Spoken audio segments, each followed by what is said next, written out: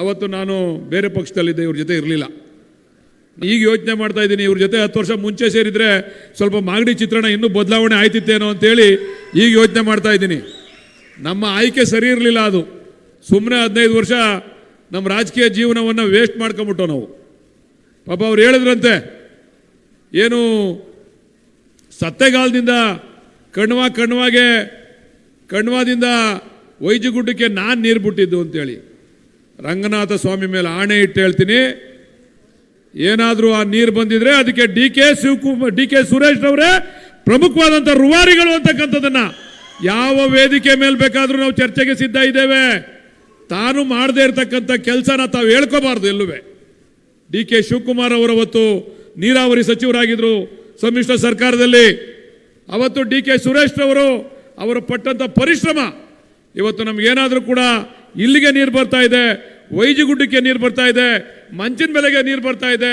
ಅದರಿಂದ ಬಹು ಗ್ರಾಮಗಳ ಕುಡಿಯೋ ನೀರು ಯೋಜನೆಗೆ ಚಾಲನೆ ಸಿಕ್ಕಿದೆ ಅಂತ ಹೇಳಿದ್ರೆ ಸದಾ ನಮ್ಮ ಹಿಂದೆ ನಿಂತು ಕ್ಷೇತ್ರದ ಅಭಿವೃದ್ಧಿಗೆ ಆಶೀರ್ವಾದ ಮಾಡ್ತಾ ಇರ್ತಕ್ಕಂಥ ಡಿ ಕೆ ಸುರೇಶ್ ಅವ್ರನ್ನ ಈ ಕ್ಷೇತ್ರ ಯಾವತ್ತೂ ಕೂಡ ಮರಿಬಾರದು ಅಂತಕ್ಕಂಥದ್ದನ್ನ ನಾನು ಈ ಸಂದರ್ಭದಲ್ಲಿ ಹೇಳಲಿಕ್ಕೆ ಇಚ್ಛೆ ಪಡ್ತೇನೆ. ಅವತ್ತು ನಾನು ಬೇರೆ ಪಕ್ಷದಲ್ಲಿದ್ದೆ, ಇವ್ರ ಜೊತೆ ಇರಲಿಲ್ಲ. ಈಗ ಯೋಚನೆ ಮಾಡ್ತಾ ಇದ್ದೀನಿ, ಇವ್ರ ಜೊತೆ 10 ವರ್ಷ ಮುಂಚೆ ಸೇರಿದರೆ ಸ್ವಲ್ಪ ಮಾಗಡಿ ಚಿತ್ರಣ ಇನ್ನೂ ಬದಲಾವಣೆ ಆಯ್ತಿತ್ತೇನೋ ಅಂತೇಳಿ ಈಗ ಯೋಚನೆ ಮಾಡ್ತಾ ಇದ್ದೀನಿ. ನಮ್ಮ ಆಯ್ಕೆ ಸರಿ ಇರಲಿಲ್ಲ. ಅದು ಸುಮ್ಮನೆ 15 ವರ್ಷ ನಮ್ಮ ರಾಜಕೀಯ ಜೀವನವನ್ನು ವೇಸ್ಟ್ ಮಾಡ್ಕೊಂಬಿಟ್ಟೋ ನಾವು. ಪಾಪ ಅವ್ರು ಹೇಳಿದ್ರಂತೆ, ಏನು ಸತ್ತೆಗಾಲದಿಂದ ಕಣ್ವಾದಿಂದ ವೈಜಗುಡ್ಡಕ್ಕೆ ನಾನು ನೀರು ಬಿಟ್ಟಿದ್ದು ಅಂತೇಳಿ.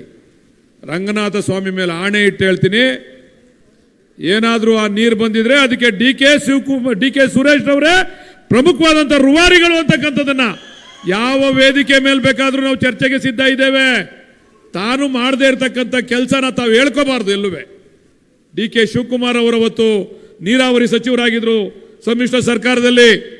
ಅವತ್ತು ಡಿ ಕೆ ಸುರೇಶ್ ಅವರು ಪಟ್ಟಂಥ ಪರಿಶ್ರಮ ಇವತ್ತು ನಮಗೇನಾದರೂ ಕೂಡ ಇಲ್ಲಿಗೆ ನೀರು ಬರ್ತಾ ಇದೆ, ವೈಜಿಗುಡ್ಡಕ್ಕೆ ನೀರು ಬರ್ತಾ ಇದೆ, ಮಂಚಿನ ಬೆಲೆಗೆ ನೀರು ಬರ್ತಾ ಇದೆ.